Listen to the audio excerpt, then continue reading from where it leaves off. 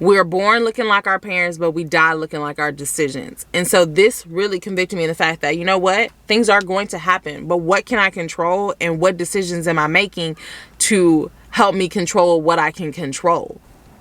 Hey y'all, welcome back to my channel. My name is Della. Okay, so I am not the girl that knows who starred in what movie. Like when people are saying, oh, this is so and so, I do not get, what do you say, like starstruck or whatever. I don't do that.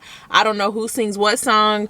I don't really watch movies. However, when it comes to podcasts and books and all the things, I get so excited. Okay, so there is a book, You Owe You, and I'm so excited, guys. So what I usually do is I'm such a nerd, like I'll read the book and then I'll be in the car with Maya and I'll be like, babe, on page 25, and I'll go in the book and I will read him the quote, and I'll like talk to him about what it means and like how, I don't know, how it's impacting me and stuff like that.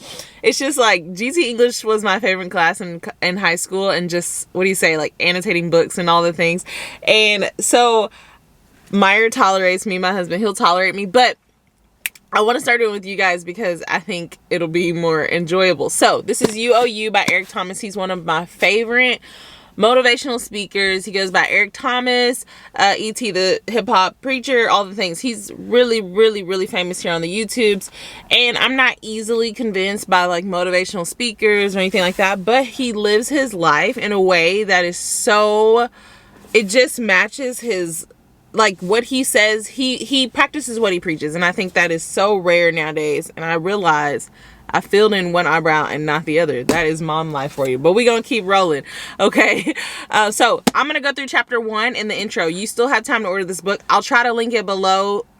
You can get it off Amazon, and so we can do this together. That'll be fun. So y'all just let me know. Okay. The first chapter is called You Owe You. I read this book from front to finish, and when I close, it does get better towards the end of the book. But y'all, when I close when I close the cover, I was like, okay, let's get it. Like, let's go. Dreams I've had, let's get them. Let's do all the things. And so I'm hoping that happens for you. And there's very few books that kind of make me feel that way. So I wanted to go through this book with you. Okay. Chapter 1. No, the intro. Let's start with the intro. There's a quote I want to read you in the intro. It's kind of long. It's on page 4. But it says, in reality, there are many secrets to success. One of them is wanting to succeed as bad as you want to breathe. But this is only the beginning. Being successful is also about knowing that the only person in the way of your success is you. It's about seeing your power and then finding your purpose and walking in it. It's about getting to know yourself and seeing so clearly who you are that you can respond to the world around you and discover opportunity in return. It's about finding your why, your reason for getting up in the morning and grinding. It's about knowing when you have to give up something good for something great. It's about stretching towards your potential. It's about seeing that at some point you owe it to yourself to be great. That pretty much summarizes the book, y'all. It's so good. And the part where it's like about giving up something good for something great, that hit me. And You Owe You is about taking ownership. And honestly, I thought it was such a simple message that did not apply to me. But the more I read it, the more I realize, oh, this applies to me in this season. And God is just faithful like that. So let me share with you guys another one.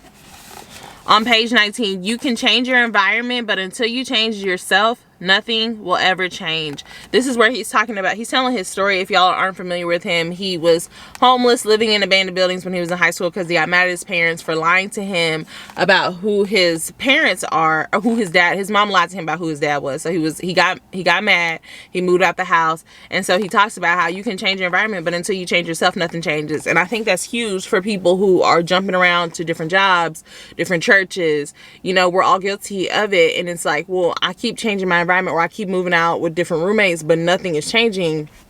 It could be us. Okay, page 22. When you let the world have the power, you are playing Russian roulette with your life. You don't know where you're going to land because you're not steering the car. But when you begin to take control, you find that you have the power to change your outlook and become a victor in your journey. And then I'm combining that with page 23. There's no part of your life that will be unsuccessful if you take ownership. The only person you are working against is yourself.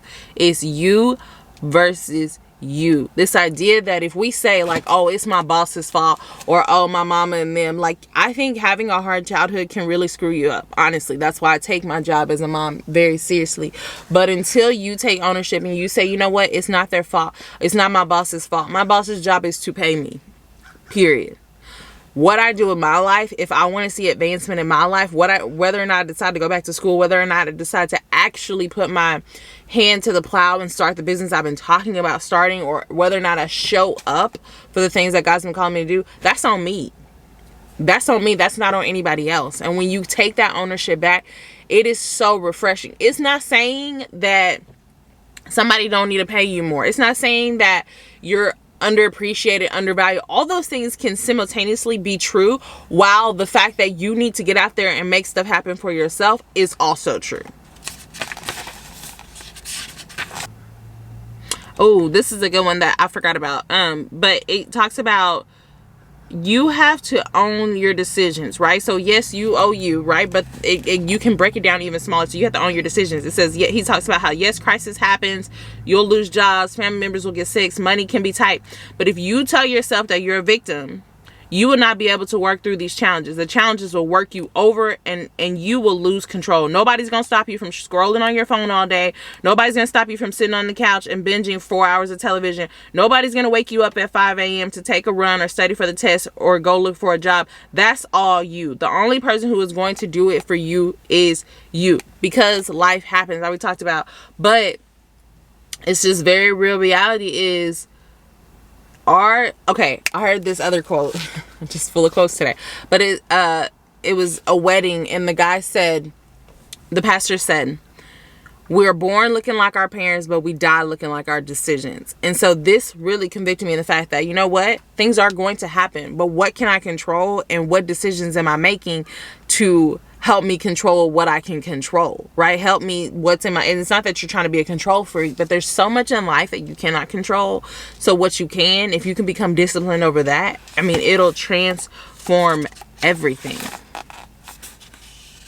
And the very simple, if you said you're going to do something, do it, right? The mind never thinks of something that it's not capable of accomplishing. If you say you're going to get up at 5 a.m. and you don't make an excuse. Own up to it, right? It's a very simple concept. This book is full of simple concepts, but it's something that he embodies, and it's something that he does. And so I think that's why it was just so much easier for me to receive. And none of us ever think that we struggle with a victim mentality.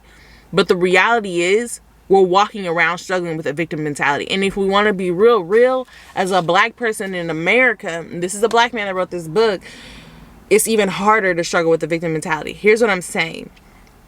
Because there are so many things actually holding us back, and y'all know, if you've seen my channel before, I do believe that white privilege is real.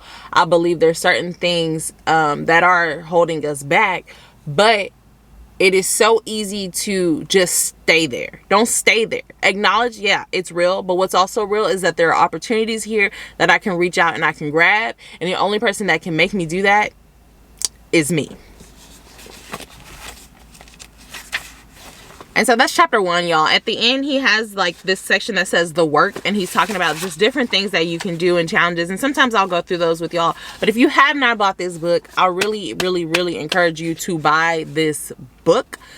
And I want us to go through it together. I want to know your thoughts. Have you bought this book? What do you think about the victim mentality? What are you, when you hear you owe you, or it's in your control in your hands, does that trigger something? Because sometimes it can be also, I think the extreme version of this is, you have the power to control your life, right? Nobody can do anything to you. If the results in your life are because of you. If you're sick, it's because of you. I don't believe that. I believe that there is a God out there.